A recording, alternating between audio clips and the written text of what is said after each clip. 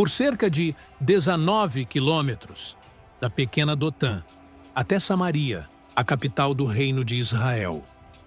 Um profeta idoso, conduzindo milhares de soldados inimigos, cegos e vulneráveis, atravessando vales e colinas, até o coração do território adversário.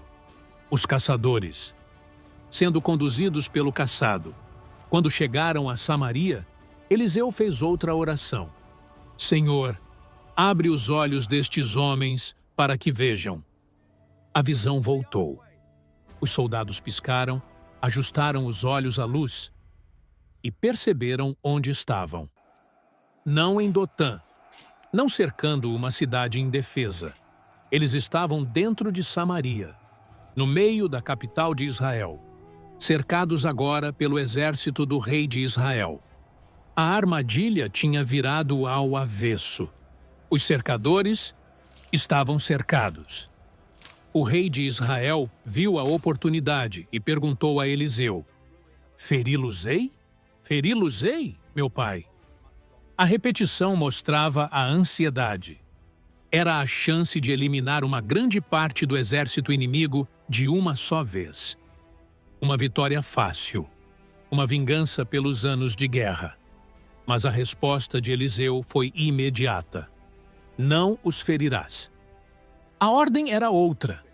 Põe-lhes diante pão e água, para que comam, bebam e voltem ao seu senhor. Em vez de execução, um banquete. O rei de Israel preparou uma grande refeição para os soldados sírios. Comida abundante, água para matar a sede, hospitalidade, em vez de espadas. E depois os enviou de volta. Um exército inteiro retornando à Síria, com uma história impossível de explicar. Tinham sido cegados, conduzidos para dentro da fortaleza inimiga. E, em vez de morte, receberam jantar. O texto bíblico registra o resultado. A partir daquele dia, os bandos sírios não voltaram a invadir a terra de Israel. A guerra não terminou com uma batalha. Terminou com um milagre e uma mesa preparada para inimigos. Naquela manhã, em Dotã, o servo de Eliseu viu algo que a maioria das pessoas nunca vê. O monte inteiro coberto por cavalos e carros de fogo. Um exército celestial em posição de batalha. Mas existe um detalhe importante nessa história. O exército de fogo não atacou. Os cavalos celestiais não avançaram. Os carros sobrenaturais não esmagaram as tropas sírias. Nenhuma espada invisível caiu do céu.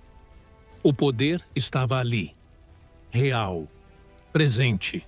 Pronto. Mas não foi usado. A vitória não veio por destruição, veio por cegueira, por condução, por um banquete. Isso desafia a lógica humana. Se você tem um exército celestial à disposição, a reação natural seria usá-lo. Destruir o inimigo. Demonstrar força. Garantir que ninguém mais se atreva a atacar. Mas, em Dotã, Deus escolheu outro caminho. Mostrar poder, sem usá-lo. Vencer, sem matar. Transformar inimigos em testemunhas, em vez de cadáveres. E essa não foi a única vez que o exército invisível esteve presente. Sem intervir. Séculos depois, em outra noite cercada por soldados, um homem também foi alvo de um cerco. Não em Dotã, mas no jardim do Getsêmani. Os soldados chegaram com espadas, tochas e correntes. Um dos discípulos reagiu como qualquer homem reagiria. Sacou a espada. Mas a resposta de Jesus foi imediata. Guarde a espada.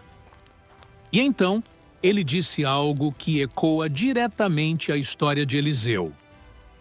Você acha que eu não poderia pedir ao meu pai, e ele me enviaria agora mesmo mais de 12 legiões de anjos? 12 legiões. Mais de 70.000 seres celestiais. Prontos para intervir com uma única palavra. O mesmo exército invisível de Dotã Estava disponível naquela noite. Mas, diferente de Eliseu, Jesus não acionou essa força.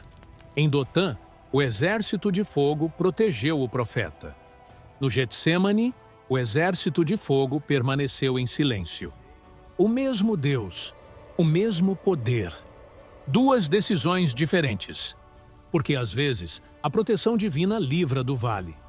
E às vezes ela caminha com você através dele. O servo de Eliseu aprendeu que nunca estava sozinho, mesmo quando os olhos humanos só viam perigo. E, desde aquela manhã em Dotã, aquela verdade continua ecoando através dos séculos. Existe um exército invisível ao redor daqueles que Deus chama.